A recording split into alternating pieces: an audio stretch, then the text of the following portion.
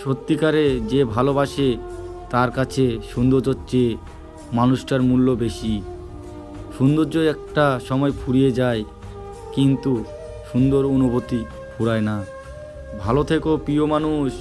ভালোবাসতে এসেছিলাম, ফিরে যাচ্ছি চোখ ভরা অশ্রু নিয়ে, মাথা ভর্তি দুঃখ স্মৃতি আর হৃদয় ভর্তি বেদনা নিয়ে।